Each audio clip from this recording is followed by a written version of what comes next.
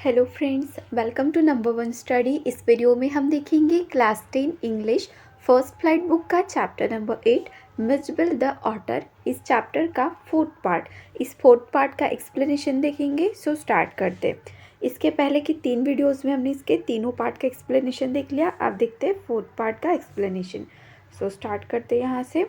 After an eventful journey Maxwell and his otter reach London where he has a flat. अब देखो, eventful journey से समझ में आता है कि एक अच्छे से जर्नी के बाद जो हमारे ऑथर है मैक्सवेल और उनका जो पेट है ऑटर, वो कहाँ पहुँच जाते हैं? लंदन। लंदन में भी उनका एक फ्लैट रहता है। मिज and I remain in London for nearly a month. Author क्या बता रहे हैं हमें कि अमी मतलब ऑटर और ऑथर खुद लंदन में 1 महीने के लिए वो रुके थे।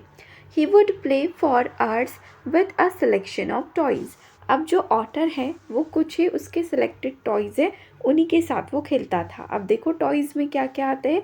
पिंग पोंग बॉल्स आता है, marbles, rubber fruit and a terrapin shell that I had brought back from his native. Author हमें क्या क्या बता रहे इसमें, उसके जो सिलेक्टिव टॉयज़ है ना उनके बारे में। एक तो उन्होंने बताया पिंग पोंग बॉल्स है, मार्बल्स और रबर के बने हुए फ्रूट्स, और है टेरापिन शेल। ये क्या होता है?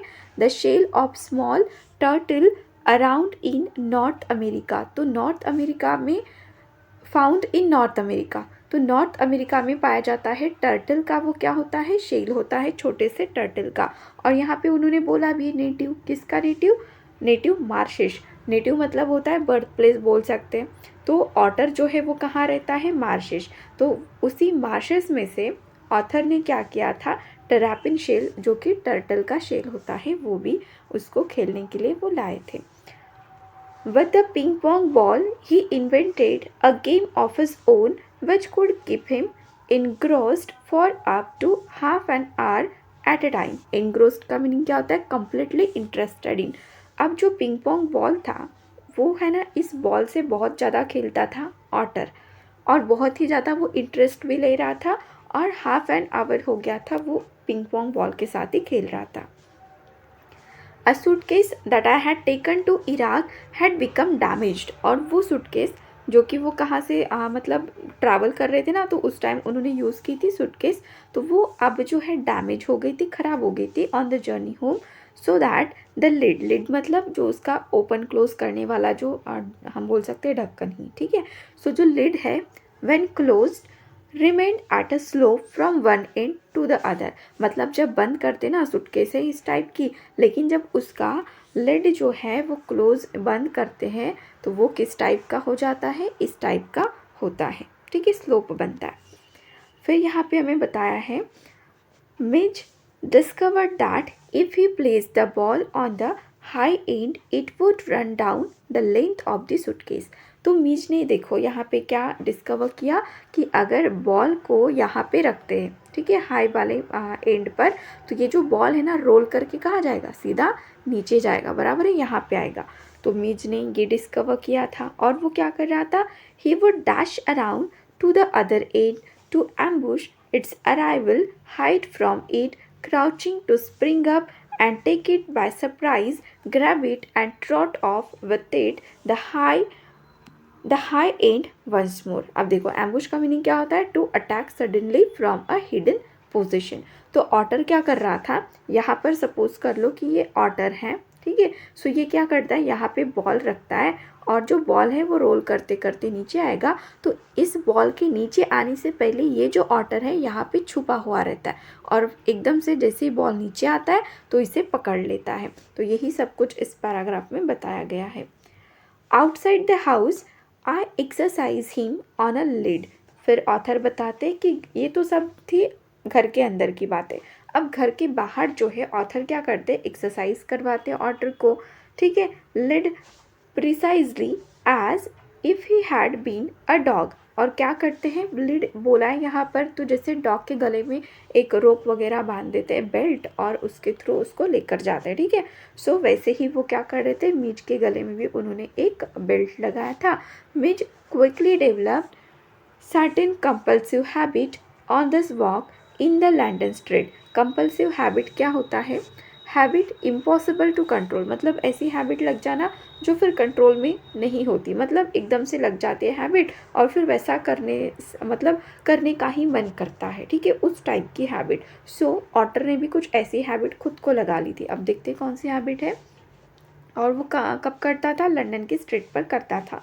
Like the ritual of childrens on their way to and fro, school must place their feet squarely on the centre of each paving block. तो यहाँ पे ऑथर क्या बोल रहे हैं, जैसे स्कूल में जाने वाले बच्चे करते हैं ना, मतलब घर से स्कूल तक जा रहे चल चल के, तो वो क्या करते, कुछ ना कुछ मतलब हरकतें कर कर के जाते। सो यहाँ पे पेविंग ब्लॉक का बताया, जैसे कि मतलब ऐसे फ्लोर पर ऐसे है ना ब्लॉक्स जो है वो लगे हुए हैं, टाइल्स बोल सकते हैं ना अभी ने, तो इस टाइप के। तो क्या करेंगे बच्चे, यहाँ पर चलते चलते मतलब कुछ पैटर्न में चलेंगे, ठीक है। सो ऐसे ही कौन करता था? ऑटर भी करता था। फिर देखो और भी है, must touch every seventh upright of the iron railings, या फिर आयरन रेलिंग्स लगी हुई है तो हर एक 7th नंबर के आयरन रेलिंग्स को क्या करना है? टच करना है। और pass to the outside of every second lamp post, और जो लैम्प पोस्ट वगैरह है तो हर एक सेकेंड पोस्ट को भी क्या वहाँ से क्या होना है? पास होना है। मतलब ऐसे ऐसे अगर यहाँ पर लगे हुए हैं, सो इसके आगे से गया और इसके पीछे से, फिर इसके आगे से और इसके पीछे से निकलना, इस टाइप के। जो बच्चे गेम करते हैं ना, मतलब कहीं चलते चलते, स्कूल जाते जाते, स्कूल से वापस आते आते, बिल्कुल ऑटर भी ऐसे ही करता था, उसने खुद को ऐसी हैबिट लगा ली थी। Opposite to my flat was a single storeyed primary school. तो जहाँ पे ऑथर का फ्लैट था उसके अपोजिट ही क्या थी? तो एक सिंगल स्टोरेड प्राइमरी स्कूल थी। अलॉन्ग हुज फ्रंटेज रैन अ लो वॉल सम 2 फीट हाई, और एक उसके सामने एक वॉल थी, लो वॉल थी जो कि 2 फीट हाई थी।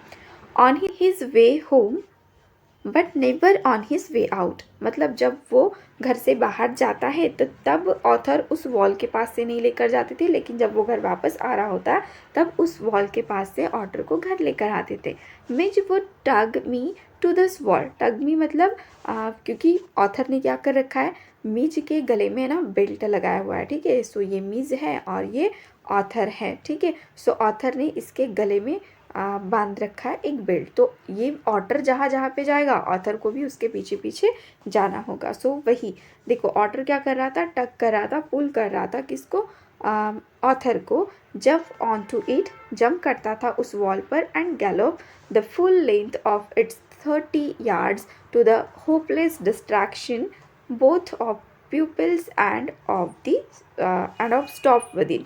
तो ये जो है ऑटर क्या करता था, मतलब ऐसे छलांग लगाता था, जंप करता था उस वॉल पर, तो इससे जो पीपल्स मतलब स्कूल के बच्चे बोल सकते, लोग और जो स्टाफ था, ये सभी जो है ना डिस्ट्रैक्ट हो जाते थे। डिस्ट्रैक्ट मतलब something that takes away one's attention from what one's is doing, मतलब जो कुछ भी स्कूल के लोग कर रहे हो तो वो क्या हो जाते थे? डिस्ट्रैक्ट हो जाते थे, अटेंशन उनका फिर नहीं रहता था अपने काम पर।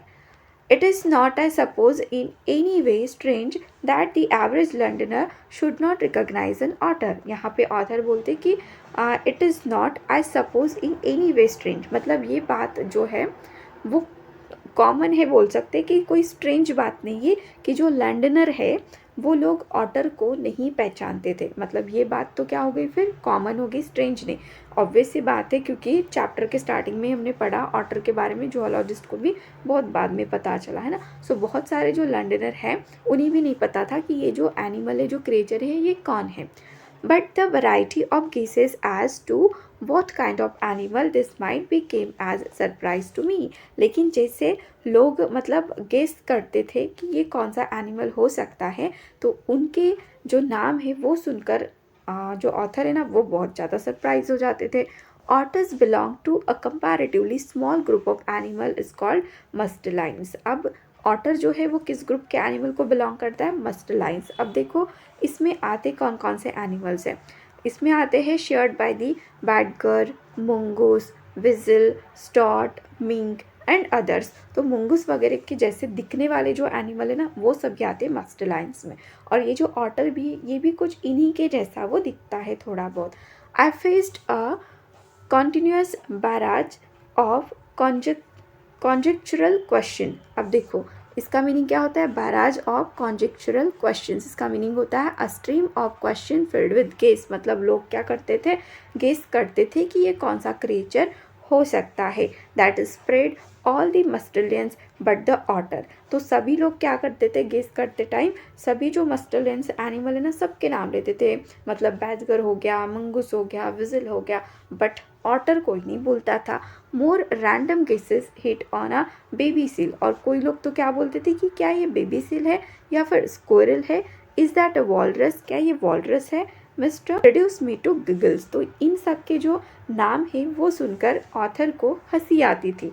And outside a dog show I heard a hippo, और एक डॉग शो के आउटसाइड में उन्होंने क्या सुना था ऑटर के बारे में कि ये ऑटर क्या है? तो हिप्पो है।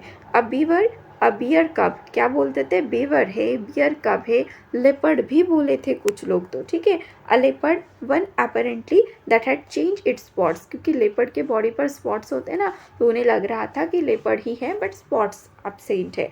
And a brontosaur Mij was anything but an otter, मतलब इस मिजबिल को वो कोई भी नाम दे देते थे लेकिन ऑटर नहीं बोलते थे। But the question for which I awarded the highest score came from a labourer digging a hole in the street. लेकिन एक क्वेश्चन आया एक लेबरर से, जो क्या कर रहा था? एक स्ट्रीट पर डिगिंग, खुदाई कर रहा था, खड्डा कर रहा था। सो उसे है ना ऑथर ने हाईएस्ट स्कोर बोला है उसके क्वेश्चन को। देखते उसका क्वेश्चन क्या है। I was still far from him when he let down his tool. Tool, okay. Author क्या बोल रहे हैं कि मैं उस पर्सन से बहुत दूर था, ठीक है, स्टिल फार फ्रॉम हिम, जब उसने अपने जो टूल है, जो भी हथियार है, मतलब काम करने के जो औजार है, वो नीचे रख दिए थे। Put his hand on his hip, अपने जो हाथ है वो अपने हिप पर रखता है।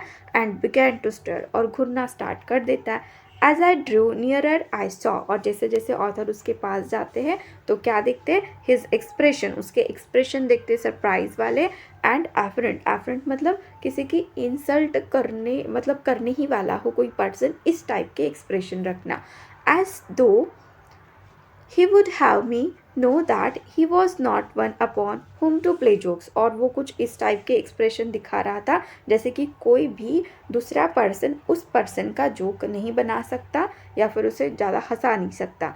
आई केम अब्रिस्ट, अब्रिस्ट मतलब साइड साइड बाय साइड, तो ऑथर जो है वो उसके साइड में आ चुके थे। ही स्पैट, स्पैट मतलब थूकना, ठीक है। सो वो क्या करता है? थूक देता है। ग्लेयर, घूरता है। एंड और गुस्से से दिखता है और बोलता है and then growled out here mister what is that suppose to be, और क्या क्वेश्चन करता है कि ये क्या है? मतलब वो जो पर्सन है ना, वो तो उसको एनिमल भी नहीं समझता, वो पूछता है कि what is that suppose to be, मतलब ये क्या है, कौन सी चीज़ है? इस टाइप का क्वेश्चन वो ऑथर को करता है। तो इस क्वेश्चन को ऑथर ने ना सबसे ज़्यादा स्कोर किया। तो यहाँ पे हमारा इस चैप्टर का एक्सप्लेनेशन कंप्लीट हो गया। अब इसके क्वेश्चन आंसर्स जो है हम नेक्स्ट वीडियो में करेंगे। वीडियो अच्छी लगी तो वीडियो को लाइक करना, अपने फ्रेंड्स के साथ शेयर करना और चैनल को सब्सक्राइब जरूर करना। Thank you.